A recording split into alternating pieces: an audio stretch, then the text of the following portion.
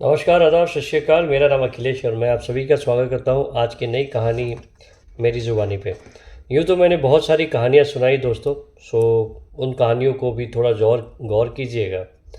And all those कहानीज were very interesting. So अब दिल थाम के बैठिए क्योंकि मैं एक ऐसी कहानी सुनाने वाला हूँ जो कि इतिहास में शायद एक ऐसी कहानी होगी जो कि एक फ़्लाइट हाईजैक हो जाती है। हाईजैक होने के बाद जो हाईजैकर्स के साथ कैसे नेगोशिएशन होती है, और नेगोशिएशन होने के बाद आप अपने दुश्मन को ये महसूस कराते हो कि आप जीत गए हो, और उसके बाद जैसे ही दुश्मन को कुछ आगे की बात या उन्हें लगे कि अरे मेरी जीत तो पक्की है, तभी उनके साथ धोखा हो जाए। ऐसा ही कुछ हुआ था 1970 में जापान में। जापान एक ऐसा कंट्री है जिसको मैं ये मानता हूँ कि सबसे पीसफुल कंट्री, जिसे लड़ाई झगड़े से कोई मतलब नहीं, बहुत शांत लोग हैं। हाँ, मैं ये भी कह सकता हूँ कि थोड़े से बड़े टाइम के पाबंद हैं, बहुत पंक्चुअल हैं, एंड बहुत कम बोलते हैं। तो जापान के लोग बहुत ही प्यारे हैं। एंड तो ये कहानी जो है, ऐसे 1970 में जापान में पहली बार शायद ऐसा हुआ होगा कि फ़्लाइट जो है हाईजैक हुई होगी, और फिर उसके बाद कभी हाईजैक नहीं हुई। 31 मार्च 1970 टोक्यो से एक फ़्लाइट उड़ती है 351, और उसे लैंड करना था फुकुओका के लिए। और 7:30 बजे उसने अपने टाइम से फ़्लाइट को अपनी उड़ान भरी। और कुछ देर फ़्लाइट चलने के बाद सडनली, जैसे कहते हैं ना कि आप फ्लाइट पे चढ़ गए हो, फिर अपने सीट बेल्ट बांध ले हो, फिर लाइट ऑन होती है थोड़ी देर के बाद, फिर अपना सिग्नल बंद हो जाता है ताकि अपने सीट बेल्ट को आप अनलॉक कर लें। अनलॉक करने के बाद फिर आप वॉशरूम सारा यूज़ कर सकते हैं, तो नॉर्मल ऑपरेशन हो सकता है। सो ऐसा ही कुछ हुआ था कि जैसे ही फ़्लाइट हवा में थोड़ी देर होने के बाद सारा सारे एक्सरसाइज हो गए, चेक्स हो गए, सारा प्लेन के अंदर जब सारे सिग्नल्स हो गए कि सेफ्टी प्रिकॉशंस, मैसेजिंग हो गई सारी, जब सबको पता चल गया कि हाँ इधर लेफ़्ट द्वार, राइट द्वार ये सारे थे, तो इतनी देर में एक जैसे ही इनको सबने बोला कि आपने अपनी पीटियाँ अनलॉक कर लीजिए, अनलॉक करने के बाद जैसे ही ये मैसेज आता है और अपना वॉशरूम यूज़ कीजिए, तो उसमें से एक पैसेंजर सडनली उठता है और वो सीधे एयर होस्टेस के पास जाता है, जो कि फ़ोन, जो माइक्रोफोन होता है जिससे आप बात करते हैं, या आप डिवाइस है जो कि कम्युनिकेशन के लिए यूज़ होता है, उस डिवाइस को लेता है और कहता है, सावधान यात्रियों, फ़्लाइट 351 अब हाईजैक हो गई। तो पहले तो जब लोगों ने सुना कि फ़्लाइट हाईजैक, क्योंकि पहली बार जापान में ये कुछ ऐसा कुछ सुन रहे हैं, या कभी ज़िंदगी में सुना नहीं था और कभी सुनेंगे भी नहीं, क्योंकि उसके बाद जापान में कभी हाईजैक हुआ ही नहीं। तो लोग पहले तो इसे मजाक में लेते हैं, फिर सडनली जो लड़का होता है जो कि 22 साल का एक स्टूडेंट है, वो एक तलवार अपने यहाँ से निकालता है और सबको दिखाता है। अब इमिडिएटली जैसे लोग तलवार देखते हैं, तो उतने में क्या वो महसूस करते हैं कि जो लोग बैठे थे, जो पैसेंजर बैठे थे, उसी पैसेंजर में से करीबन 9 लोग उठकर आते हैं, और सभी लोग, किसी ने तलवार ले रखी थी, किसी ने बॉम्ब ले रखा था, किसी ने पिस्टल ले रखा था, हर किसी ने कोई ना कोई हथियार ले रखा था। उसके बाद जब देखा कि इतने लोग एक साथ आए हैं, तब मुसाफिरों को महसूस हुआ कि they were hijacked. Immediate hijackers ने क्या किया, अब सबने बहुत सारे टेप लेकर आए थे। अब उन्होंने क्या किया, सारे पैसेंजरों के हाथ पैर बांधने लगे टेप से, क्योंकि बहुत सारा टेप लेके, क्योंकि वो पहले से ही प्रिपेयर थे कि आज हाईजैक करना है, तो उसके लिए वो पूरी तैयारी के साथ आए थे। अब इतने स्टूडेंट थे जो हाईजैकर्स थे, वो तो लगे थे सबके पैर मुंह बांधने में, लेकिन इनमें से दो जो थे, दो हाईजैकर्स थे, उनके हाथ में बंदूक और तलवार थी, और एक बॉम्ब भी लेकर जे गए थे। सीधे कॉकपिट के अंदर घुस जाते हैं, क्योंकि उस समय जो था, अभी तो आजकल कॉकपिट लॉक होता है, विदाउट कैप्टन परमिशन आप एंटर नहीं कर सकते, लेकिन उस समय जो था कॉकपिट ओपन हुआ करता था, तो कॉकपिट पे जाते और सीधे पायलट के पास जाते हैं और उसके करपट्टी पे बंदूक रख के कहते हैं कि मैं हम जहाँ कहें आप वहाँ लेकर जाओ। पहले तो कैप्टन को समझ में आता नहीं है, तो बोलते हैं कि ज़्यादा इसे मजाक मत समझो, और ज़्यादा होशियारी करोगे तो इस प्लेन को हम उड़ा देंगे। ये देख लो, बॉम्ब हाथ में है, तलवारें भी हैं और बंदूक भी है, तो जैसा हम कहें आप वैसा करो। जैसे ही कैप्टन को महसूस हुआ कि खतरा हो गया है, उसने कहा कि आप ही बताएं क्या करना है। और इस प्लेन के अंदर करीबन 122 पैसेंजर थे, और सारे पैसेंजर्स की ज़िंदगी अब दांव पे थी।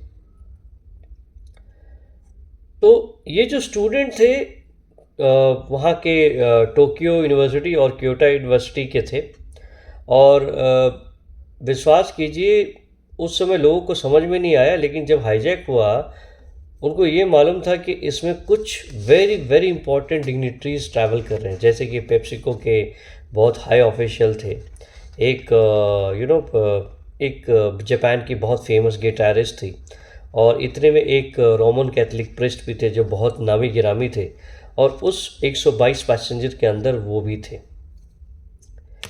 अब और ये जो थे अपने आप को रेड आर्मी से कहते थे, जो कि कम्युनिज्म को फैलाते हैं, और वो कहते हैं काम करो, ये प्लेन को फुकुओका नहीं आप क्यूबा लेके चलो।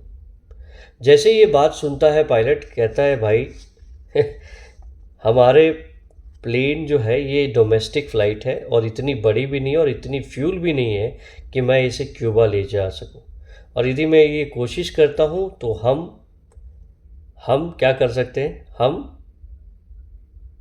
यदि मैं ये कोशिश भी करूं तो हम सभी मर जाएंगे, और ये फ़्लाइट ब्लास्ट हो सकता है क्योंकि इसमें फ्यूल होगा नहीं, तो हम क्यूबा नहीं जा सकते।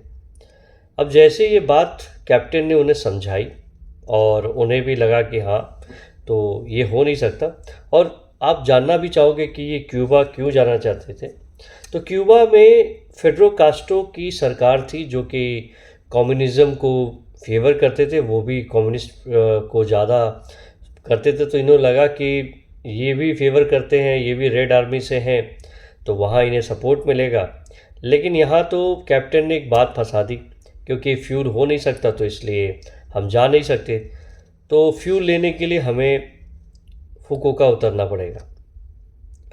जब ये बात सबने सुनी, सारे स्टूडेंट्स आपस में बात करते हैं, उसके बाद कहते हैं कि ठीक है, तो आप फुकुओका उतर जाओ, और फिर हम वहाँ से हमें ट्रैवल जो है आपके जो कमांड है उनसे बात कराइए। तो फुकुओका उतरते ही जो हाईजैकर्स थे उन्होंने डिमांड रखी, कहा कि हमें आपके जापान के एविएशन मिनिस्टर से बात करनी है, एंड अब मुझे उनसे बात करनी है, बात कराइए। तो एविएशन मिनिस्टर आते हैं लाइन पे, और फिर बात करते हैं, नेगोशिएशन का दौर चालू होता है। वो कहते हैं कि देखिए आप इस फ्लाइट को हाईजैक मत कीजिए, आप यहाँ आपको जो चाहिए हम आपकी सारी शर्तें मानने को तैयार हैं, लेकिन आप सारे पैसेंजर्स को छोड़ दिए। बोलते कि हमें कुछ नहीं चाहिए, आप सिर्फ इसमें फ्यूल भर दीजिए, और कोई बात होगी नहीं। अब जो बेसिकली जो फ्यूल भरने का जो टाइम होता है वो करीबन 40 से 50 मिनट होता है, लेकिन जापान की अथॉरिटी ने जानबूझ के करीबन 2.5 घंटे लिए थे उस फ्यूल को भरने के लिए। फ्यूल भरते भरते, और ये जो स्टूडेंट्स थे ये पढ़े लिखे थे और चालाक थे, इन्होंने क्या किया था कि सारे पैसेंजर की खिड़की खोल दी थी, और ये महसूस कराना चाहते थे कि एग्जैक्टली लोग डरे हुए हैं, सहमे हुए हैं। उधर से जापान अथॉरिटी भी देख रही थी कि, और अब ये कहोगे कि भैया इतनी टाइट सिक्योरिटी होती है उसमें, प्लेन में बॉम्ब छू रहे कैसे, लेकिन उस समय क्या था, जापान में ऐसा माहौल था नहीं, तो इसलिए सिक्योरिटी इतनी टाइट नहीं थी, जिसके वजह से ये सब कुछ ले जा पाए। अब फ्यूल आने के बाद वो पायलट को कहते हैं कि ठीक है, एक काम करो, तुम हमें, जब आप क्यूबा नहीं ले जा सकते तो एक काम करो, हमें नॉर्थ कोरिया ले जाओ। जैसे ही नॉर्थ कोरिया की बात इन्होंने सुनी, कैप्टन ने सुना और जो जापान के ऑफिशियल्स ने सुना, उनके कान खड़े हो गए। क्योंकि नॉर्थ कोरिया का नाम सुनना मतलब कोई भी जापान या आकी बाकी सारे देश, अभी भी वही हालत है। किम जोंग योंग के बारे में आपने सुना ही होगा कि अपने एरिया में कैसे हैं। और ऊपर से जो जापान की ये फ़्लाइट जो है 351, इसके बारे में उनको मालूम नहीं है। यदि वो उस उनके एयर स्पेस में पहुँचे तो वो गिरा देंगे मार कर। क्योंकि ये तो उनके, क्योंकि किम जोंग योंग के दादा थे उस समय वहाँ के जो करता धरता थे, लीडर्स थे। तो और उसके बाद ये भी कहता है कि भैया मुझे तो मालूम नहीं क्या है। तो कहता है कि ठीक है, तो एक काम करते हैं कि नॉर्थ कोरिया कैसे जाएंगे, एरोस्पेस में कोई हमें मार के गिरा देंगे।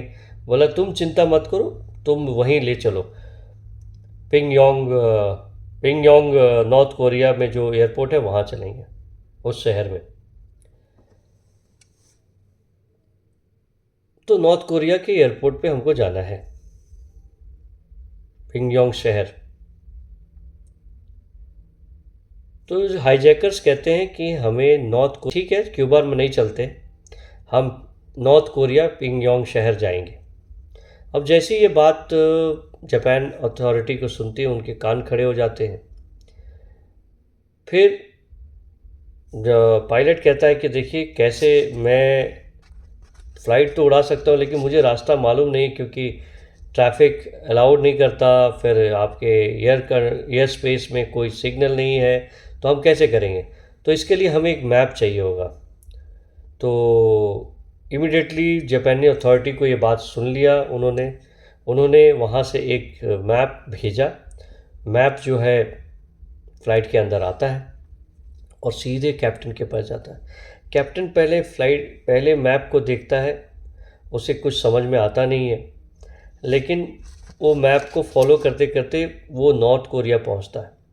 नॉर्थ कोरिया, जैसे ही उस नॉर्थ कोरिया के एयर स्पेस में पहुंचता है, गोलियों की आवाज़ आती है, तड़तड़ाहट की आवाज़ आती है। लेकिन गनीमत रहा कि एक भी गोली उस फ्लाइट को नहीं लगी, क्योंकि वो नॉर्थ कोरिया के बॉर्डर और साउथ कोरिया के बॉर्डर के बीच में ही आसपास ही वो फ्लाई कर रहा था। अब नॉर्थ कोरिया और साउथ कोरिया एक ऐसे देश थे जैसे कि इंडिया पाकिस्तान है। तो अब बदहवास कैप्टन को कुछ समझ में नहीं आ रहा है, कैप्टन करे तो करे क्या। अब कैप्टन कोशिश कर रहा है कैसे ही बात करने की, उनके जो अथॉरिटीज़ हैं नॉर्थ कोरिया के, उससे बात करने की कोशिश है, उनको कुछ समझ में नहीं आ रहा है। ये जो बताना चाहता है वो नहीं समझ रहे, वो जो बोलना चाहते ये नहीं समझ में आ रहा है। तो अचानक वो कहते कि मैप को, जो हाईजैकर थे वो बोलते ध्यान से देखो मैप को, कुछ ना कुछ ज़रूर मिलेगा। तो पायलट थोड़ी देर के लिए अपने आप को शांत करता है, उसके बाद वो मैप को देखता है। जहाँ मैप में देखता है तो एक सीक्रेट कोडवर्ड में एक सिग्नल था। उसे कुछ महसूस हुआ और उसकी आंखें खिल आई। जो पायलट था, जैसे उसने उस कोडवर्ड को समझा, वो थोड़ी सी मुस्कुराने लगा और उसकी जो हार्ट बीट थी, जो अभी बहुत तेज़ चल रही थी, अब कंट्रोल में आ गई थी। कहानी यूँ थी कि जैसे ही जापान अथॉरिटी को पता चला कि मैप मंगवा रहे हैं और इन्हें इन्हें नॉर्थ कोरिया जाना है, तो वहाँ से वो एक मैप भेजते हैं और जिसमें वो एक सीक्रेट कोड लिखा होता है, और सीक्रेट कोड जो कि साउथ कोरिया का था, ना कि नॉर्थ कोरिया का। अब वो इमीडिएटली जापान के जो काउंटर पार्ट हैं, साउथ कोरिया के काउंटर पार्ट से बात करते हैं और उन्हें समझाते हैं और उन्हें एक प्लान देते हैं। उन्हें बताते हैं कि आप जो हाईजैकर हैं उनसे ये ऐसे बात करेंगे जैसे कि आप साउथ कोरिया के हैं, नॉर्थ कोरिया के हैं। हाईजैकर से आप ऐसे बात करेंगे जैसे कि आप नॉर्थ कोरिया के हैं। उसके बाद हर चीज़ आप ऐसा कर दीजिए जैसे कि पहली बार तो शायद हुआ होगा कि किसी एयरपोर्ट के अंदर नॉर्थ नॉर्थ कोरिया, यानी कह सकते हैं कि साउथ कोरिया का झंडा, पहली बार एयरपोर्ट पे ऐसा हुआ कि नॉर्थ कोरिया का झंडा साउथ कोरिया में हुआ, फ्लाई हुआ कुछ देर के लिए, क्योंकि ये पढ़े लिखे थे, इन्हें महसूस कराना था कि वो साउथ नॉर्थ कोरिया में है। ये इतनी कन्फ्यूजन है जब मैं स्टोरी बता रहा हूँ, तो नॉर्थ कोरिया में है, तो इनको नॉर्थ कोरिया बनाना था, तो बहुत ज़्यादा समय था नहीं। इमिडिएटली उन्होंने उसे पूरे एयरपोर्ट को इस तरह सजा दिया था कि वो लगे कि वो नॉर्थ कोरिया में है। और हाईजैकर को महसूस कराने के लिए उन्होंने एक और काम चाल चली कि वहीं गांव के स्कूल से कुछ स्टूडेंट्स को बुलाए, करीबन 12 से 15 स्टूडेंट्स आए जो कि नॉर्थ कोरिया के एंथम, नेशनल एंथम गा सकते थे। क्योंकि देखिए, इंडिया और पाकिस्तान के आसपास पड़ोसी मुल्क है, तो एक दूसरे की लैंग्वेज सेम होती है और उन्हें गाना मालूम था, तो दे वर प्रिपेयर्ड। अब जैसे ही नॉर्थ कोरिया समझे हुए साउथ कोरिया में ये फ्लाइट लैंड करती है, इतनी देर में वहाँ से मैसेज आता है कि आप सभी का स्वागत है नॉर्थ कोरिया के पेंगयोंग शहर पे। अब ये बहुत खुश होते हैं। इमिडिएटली थोड़ी देर के बाद एक जनरल आता है जो कि नॉर्थ कोरिया के यूनिफॉर्म में, क्योंकि यूनिफॉर्म भी बदल गई थी, क्योंकि चाल ऐसी ही थी हमारी, जापान ने फुल प्रूफ प्लान बना के रखा था इन्हें बेवकूफ़ बनाने का। फिर वहाँ से जनरल घुसता है अंदर, सबको शाबाशी देता है, कहता है कि आइए चलिए जनरल, आपका इंतज़ार कर रहे हैं, आपने बहुत अच्छा काम किया। और उसके बाद ये भी बहुत खुश होते हैं कि शाबाशी लेने के मौका है, हमने बहुत बड़ा काम किया। अब ये सारे जो 10 हाईजैकर थे, इनको सभी आर्मी के सिक्योरिटी में इनको कुछ भी नहीं करते, इनको यहाँ तक कि भनक नहीं पड़ने देते कि वो नॉर्थ कोरिया में नहीं, साउथ कोरिया में। इन्हें एक बंद कार में लेकर जाते हैं, बंद गाड़ी में लेकर जाते हैं, और फिर जैसे ही ये गाड़ी में बक्से में बंद होते हैं आगे जाने के लिए, ये जो फ्लाइट है 351 साउथ कोरिया से उड़ान भरती है फुकुओका के लिए। तो फिर उसके बाद उन्हें कस्टडी में लिया गया, फिर